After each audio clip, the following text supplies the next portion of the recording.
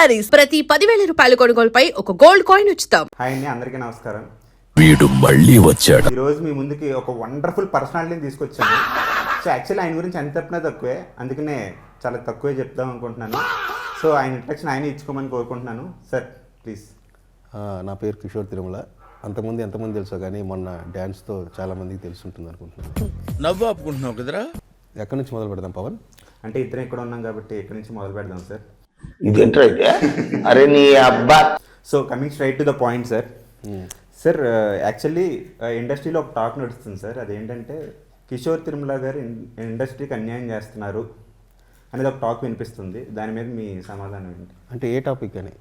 అంటే బేసిక్గా ఇప్పుడు మొన్న నాకు అన్యాయం జరగడం తప్పిస్తే నేను నా వల్ల అన్యాయం జరగడం. బేసిక్గా 2 days బ్యాక్ మీ డ్యాన్స్ పెర్ఫార్మెన్స్ చూసాము. అలాగే సినిమాలో మీరు ఒక సాంగ్ కొరియోగ్రాఫ్ చేశారు. అవును. అలాగే రీసెంట్గా మిరాయిలో ఆర్టిస్ట్గా కూడా మంచి పెర్ఫార్మెన్స్ ఇచ్చారు. సో అటు writer, director, choreographer and artist. So ఇన్ని క్రాఫ్ట్స్ అన్ని మీరు చేస్తుంటే మిగతా వాళ్ళు పొట్టగొడుతున్నట్టు కదా, ఇండస్ట్రీకి అన్యాయం చేస్తున్నట్టు కదా? ఒక్క సినిమా తర్వాత ఏం చేయలేదు. మరి ఈ డ్యాన్స్ పరిస్థితి ఏంటి సార్? డాన్సింగ్ సిచ్యువేషన్ డైరెక్టర్ అయిన తర్వాత మనం ఆ పరిస్థితిని బట్టి, ఆర్టిస్టుల డేట్ని బట్టి, మాస్టర్ అంటే ఆ డ్యాన్స్ ఎలా ఉందంటే మిగతా ఇద్దరు హీరోయిన్లు కూడా మీరు డామినేట్ చేసేస్తున్నారు సార్. అదే అంటే మనలో మాస్ ఉంది, వాళ్ళు అంత మాస్ లేకపోవచ్చు. సార్ టీ కానీ కాఫీ కానీ అన్న తాగుతారా సార్? టీ. ఇది గుర్తుపెట్టుకో, తర్వాత మాట్లాడుకుందాం. సో ఇండస్ట్రీలో మీకు బాగా నచ్చే హీరో కానీ, హీరోయిన్ కానీ, యాంకర్ కానీ, ఆర్టిస్ట్ కానీ, జూనియర్ ఆర్టిస్ట్ కానీ? జూనియర్ ఆర్టిస్టా? జూనియర్ ఆర్టిస్ట్ ఏజెంట్ పేర్లు కూడా తెలియదు పవన్. సో సార్ రీసెంట్గా భర్తమాసేలకి విజ్ఞప్తి ట్రైలర్ చూసాం సార్. అందులో స్టార్టింగ్ బోయ గారు స్టైల్లో ఓపెనింగ్ చేశారు. బాబు రెడీ బాబు. సినిమాలో ఒక సంక్రాంతి ఎపిసోడ్ ఉంటుంది. సో దాని ఇట్లా ఓపెనింగ్ అనగా న్యాచురల్గా అక్కడికక్కడ సత్య అన్నది అది. ఓకే. సో అంటే బోయ గారి మీద మీ ఒపీనియన్? చాలా మంచి డైరెక్టర్ అండి. Okay, perfectionist. సో ఇప్పుడు రవితేజ గారు అంటే హిందీలో కూడా మంచి ఫ్యాన్ ఫాలోయింగ్ ఉంది సార్. సో హిందీ ఆడియన్స్ కూడా చూస్తారు కదా. సో నాకు కూడా ఉంది తెలుసా, కానీ చాలా మంది తెలియదు. అవును, ఫస్ట్ 300 మిలియన్లు చేసిన రామ్ సినిమా ఉన్నదోటి జిందగీ Hindi dubbing. Okay. So Hindi ఆడియన్స్కి సినిమా చూడమని చెప్పి హిందీలో మీరు ఏదైనా చెప్పాలి అంటే బోయ గారిని కూడా మీరు అభిమానించే వ్యక్తి కాబట్టి ఆయన స్టైల్లో చెప్తే బాగుంటుంది. అది వద్దులే. ऑलरेडी हमने बोल दिया, ऑलरेडी कॉशन किया. हिंदी प्रेक्षकों को हम बोल रहे हैं, रवितेज साहब का बहुत अच्छा एंटरटेनर और एक्शन भी है. इसमें 3 फाइट रख दिया, एंटरटेनमेंट फाइट. आप सब लोग देखकर एंजॉय करो. हमारे साहब तरफ से संक्रांति शुभाकांक्षलु. आपको भी संक्रांति है ना? అది మాత్రం. ఓకే సార్, ట్రైలర్లో ఒక షార్ట్ చూసాం సార్. యాక్చువల్లీ అదేంటంటే జనరేటర్లో ముమ్మనే ఉండే సారీ. నాకు ఈ టార్చర్ ఏంట్రా బాబు? నిజంగా అది మాకు తెలియదు. మేము అప్పుడెప్పుడో నిన్న మీమ్స్లో అది అండర్లైన్ చేస్తే కానీ తెలియదు నాకు. ఓకే. మేము 2024లో రాసింది పవన్ బాసిం శెట్టి అని అతను రాసిన ఎపిసోడ్ అది. నాకు అది సంబంధమే లేదు. అనవసరంగా దాన్ని వదిలేద్దాం. నెక్స్ట్ టీ ఏదో చెప్పా పవన్? అది ఇంటర్వ్యూలో క్వశ్చన్ సార్. యాక్చువల్లీ ఇక్కడ టీ కాఫీ ఏమీ లేవు సార్ నిజానికి. ఏంటో ఈ జనరేషన్ కామెడీ. సార్ ఇప్పుడు ఇది ఒక స్పెషల్ రౌండ్ సార్. ఇందులో ఏంటంటే నేను ఆన్సర్ చెప్తాను, నేను క్వశ్చన్ చెప్పాలా? మీరు క్వశ్చన్ చెప్పారా? పిక్చర్ల గురించి వెంటనే కానీ లైవ్ లో ఇదే చూడటం. క్వశ్చన్కే ఆన్సర్ చెప్పడం రాదు. సరే చెప్పు. సో నేను ఆన్సర్ అంటే కిషోర్ తిరుమల గారు ఆన్సర్ అది. సో కిషోర్ తిరుమల గారు ఆన్సర్ చెప్తున్నారు. సో దాని క్వశ్చన్ ఏమై ఉంటుందని మీరు గెస్ట్ చేయాలి. అడిగేదో అర్థమైంది కదా సార్? అర్థం లేదా ఇంకా ఐదు చెప్పాల్సిందే. ఏం టార్చర్. 1 కోటి రూపాయలు ఇచ్చినా ఆ పని చేయను అనేది ఆన్సర్ అయితే, కిషోర్ తిరుమల గారు ఆన్సర్ అయితే క్వశ్చన్ ఏమై ఉండొచ్చు? సెట్కి లేట్గా రాను. ఓకే. ఓకే, ఇంకేదని చెప్పేదా? 1 కోటి పరిస్థితి చాలా ఉన్నాయి, చెప్తే మొత్తం ఇదే పొద్ది. ఒకటి చెప్పండి సార్. డింపుల్ మీద ఆశిక అంటేనే నాకు ఎక్కువ ఇష్టం అనేది కిషోర్ గారి ఆన్సర్ అయితే దాని క్వశ్చన్ ఏమై ఉండొచ్చు? ఇద్దరు హీరోయిన్లో మీకు ఎవరు ఎక్కువ ఇష్టం అండి? ఎవరు బాగా పర్ఫార్మ్ అది చేశారు అంటే ఆశిక అంటే ఎక్కువ ఇష్టం అంటున్నారు సార్ డైరెక్ట్గా. అవును. డింపుల్ గారు సార్ అంటే ఆవిడ కూడా చేశారు, కానీ దీని ఏంటంటే తెలుగు రాదు కదా, సో డైలాగ్స్ అన్ని ప్రాక్టీస్ చేసి ఈవిడ ఇప్పటిదాకా చేయని క్యారెక్టర్ కాబట్టి ఆవిడ కొంచెం కొత్తగా అనిపిస్తారు. ఇవి ఆల్రెడీ తెలుగు అమ్మాయి చేశారు కదా. ఓకే, ఎలా చెప్పాను రెగ్యులర్ ఇంటర్వ్యూలో లాగా. ఇప్పుడు నేను అడిగే క్వశ్చన్కి రాంగ్ ఆన్సర్ చెప్పాలి సార్. సో భర్తమాసలకి విజ్ఞప్తి ఇద్దరు అమ్మాయిల మధ్య నలిగే ఒక మగాడి కథ. సో ఇది కిషోర్ గారు రియల్ లైఫ్ స్టోరీ అని చెప్పి అంటున్నారు. అవునా కదా సార్? అవును.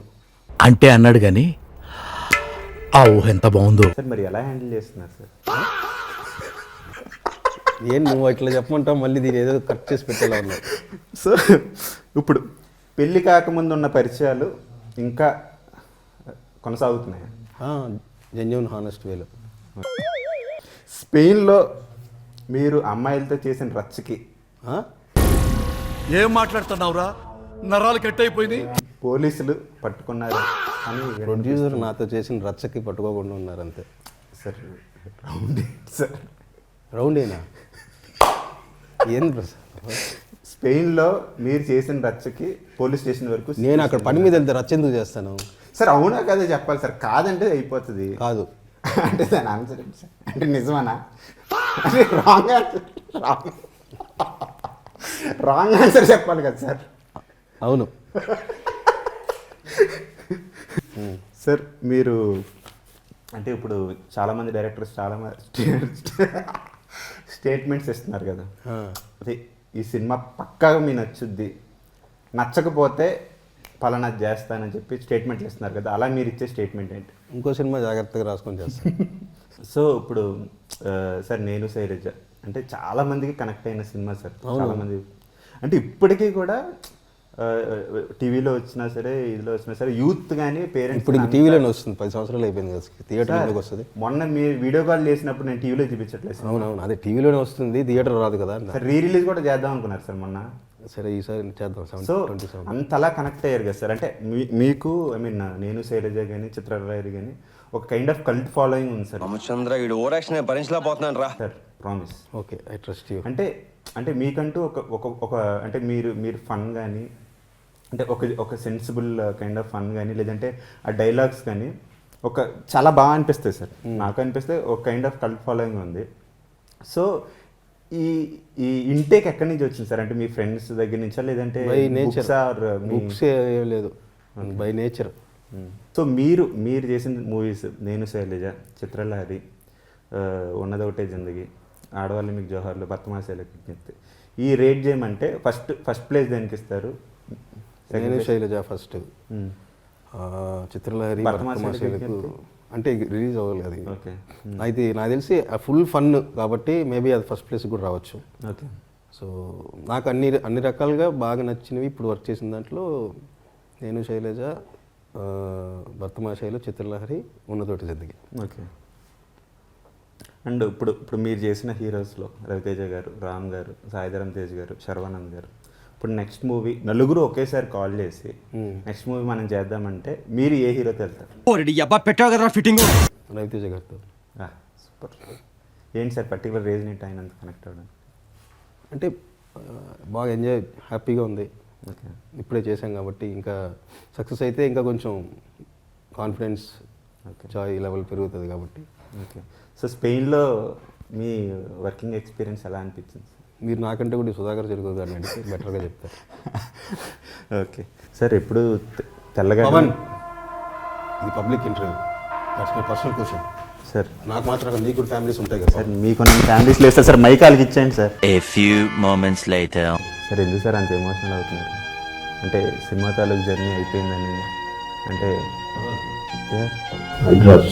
Polio drops sir. సార్ అయిపోయింది సార్, అందరూ వెళ్ళిపోతున్నారు సార్. వెళ్దాం పద.